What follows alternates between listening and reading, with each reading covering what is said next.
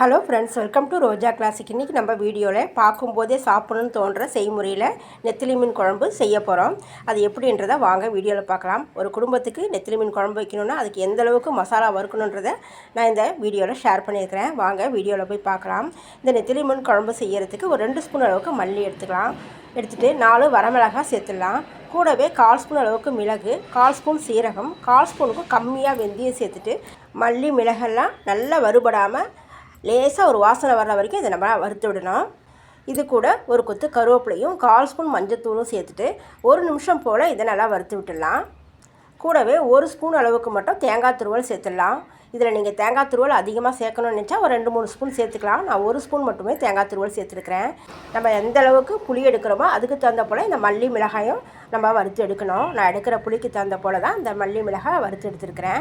இந்த அளவுக்கு வறுப்பட்டதும் இந்த பேன்லேயே ஆறட்டும். அதை ஆறினதும் நம்ம மிக்ஸி ஜாரில் சேர்த்து நல்லா விழுதாக அரைச்சி எடுத்துகிட்டு வந்துடலாம். இப்போ கடாயில் ஒரு 5-6 ஸ்பூன் அளவுக்கு நல்லெண்ணெய் சேர்த்துட்டு எண்ணெய் அளவாக சூடு ஏறி வந்ததும் 1 ஸ்பூன் கடுகு, ஒரு 1/4 ஸ்பூன் சீரகம், 1/4 ஸ்பூனுக்கும் கம்மியாக வெந்தயம் சேர்த்து கடுகெல்லாம் வெடித்து ஒன்று போல் பொரிஞ்சு வரும்போது தோலோடு தட்டின பூண்டு சேர்த்துடலாம். கூடவே ஒரு கொத்து கருவேப்பிலையும் அம்மியில் தட்டின சின்ன வெங்காயம் ஒரு 10-15 சின்ன வெங்காயம் தட்டி சேர்த்துட்டு இது நல்லா வதக்கி விட்டுடணும். மீன் குழம்பு செய்யும்போது எந்த மீன் குழம்பு செஞ்சாலும் சரி, பூண்டை நம்ம தோலோடு தட்டிட்டு எண்ணெயில் பொரித்து நம்ம வைக்கிற அந்த மீன் குழம்பு பார்த்திங்கன்னா நல்லா மணமாக வாசனையாக இருக்கும். இப்போ வெங்காயம் இந்த அளவுக்கு வதங்கி வந்ததும் சின்ன சைஸில் தக்காளி பழம் எடுத்து 2 கட் பண்ணி இதில் சேர்த்துக்கலாம். இப்போ தக்காளி பழமும் நல்லா வதங்கி வரணும்.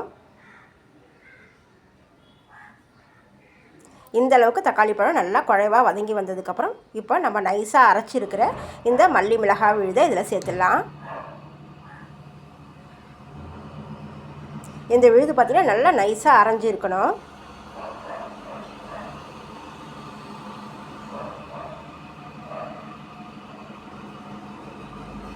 இந்த வெங்காயம் தக்காளி வதங்கினது கூடவே இதையும் சேர்த்து நல்லா எண்ணெய் பிரிஞ்சு வர வரைக்கும் ஒரு 2-3 நிமிஷத்துக்கு இதை நல்லா வதக்கி விட்டுடணும்.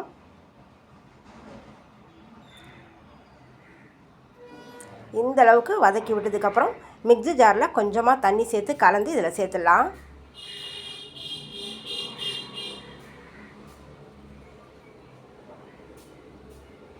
சேர்த்துட்டு மறுபடியும் ஒரு தடவை கலந்து விட்டுடலாம்.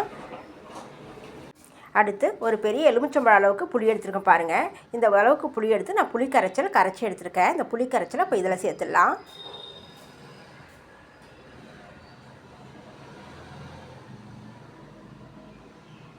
நான் தண்ணி கொஞ்சம் அதிகமாக சேர்த்து தான் புளி கரைச்சி எடுத்துருக்கிறேன். ஏன்னா குழம்பு நல்லா கொதிக்கணும். இப்போ குழம்புக்கு தேவையான அளவுக்கு உப்பு சேர்த்துடலாம். சேர்த்து இது எல்லாத்தையும் ஒன்றா ஒரு தடவை நல்லா கலந்து விட்டுடுங்க.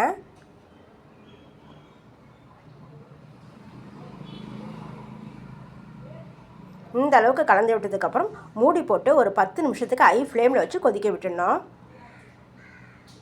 என்னுடைய பச்சை மணம் மாறி குழம்பு கொதிக்கிற அந்த வாசனை வர வரைக்கும் குழம்பு நல்லா ஹை ஃப்ளேமில் திறந்து பார்க்காம அப்படியே கொதிக்கணும்.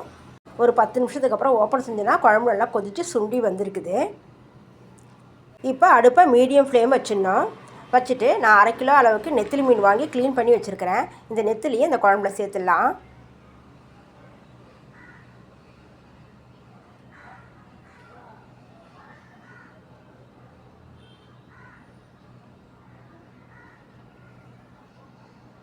சேர்த்து ஒரு தடவை நம்ம கலந்து விட்டுடணும். மீன் சேர்த்துட்டு ஒரு தடவை நம்ம கலந்து விட்டதுக்கப்புறம் இந்த மீன் உடையாமல் வெந்து வரணும். அதனால் அடுப்பை ஸ்லோ ஃப்ளேமில் வச்சுட்டு கொஞ்சம் நேரத்துக்கு மூடி போட்டு விட்டுடலாம். மீன் வந்த வாசனை வர்ற வரைக்கும் மூடி போட்டு இருக்கணும். இப்போ கடைசியாக இதுக்கு ஒரு தாளிப்பு கொடுத்துடலாம். தாளிப்புக்கு நான் பக்கத்தில் கரண்டியில் 1 ஸ்பூன் அளவுக்கு எண்ணெய் சேர்த்துட்டு சீரகம் சேர்த்துட்டு இதில் தட்டி எடுத்து வச்சுருக்க சின்ன வெங்காயமும் கருவேப்பிலையும் சேர்த்து இதை நல்லா வதக்கி விட்டுடணும்.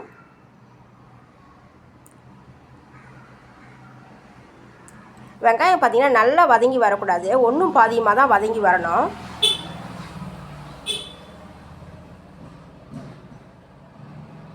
வெங்காயத்தோட நிறம் மாறாமல் இந்த அளவுக்கு வதங்கி வந்திருக்குது பாருங்கள். இப்போ இந்த பக்கம் குழம்பும் நல்லா மீன் வெந்த வாசனை வருது.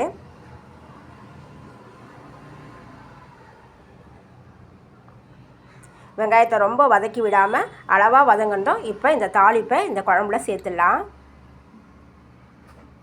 இப்படி நெத்திலி மீன் குழம்புல வெங்காயம் வதங்காமல் ஒரு தாளிப்பு சேர்த்தனா அந்த குழம்பு ரொம்ப டேஸ்ட்டாக இருக்கும். இப்போ மூடி போட்டு விட்டுடலாம். அந்த கொதிப்பு அடங்கினதும் நம்ம சாப்பிட்டுக்கலாம். அடுத்து ஸ்டவ் ஆஃப் பண்ணி 10 நிமிஷம் ஆகுது. இப்போ கொதிப்பெல்லாம் அடங்கி மேலெல்லாம் எண்ணெய் பிரிஞ்சு வந்துருக்கு பாருங்க. குழம்பு கமகமன்னு வாசனையோட ரெடி ஆகிடுச்சு. அவ்வளோதாங்க. என்னோடய செய்முறையில் நான் செஞ்சுருக்கிற ரொம்பவே சுவையான இந்த நெத்திலி மீன் குழம்பு உங்களுக்கு பிடிச்சிருந்ததுன்னா லைக் பண்ணுங்கள், ஷேர் பண்ணுங்கள். மறக்காமல் ரோஜா கிளாசிக் சேனலுக்கு சப்ஸ்கிரைப் பண்ணிவிடுங்க. நம்ம அடுத்த வீடியோவில் பார்க்கலாம். தேங்க்யூ.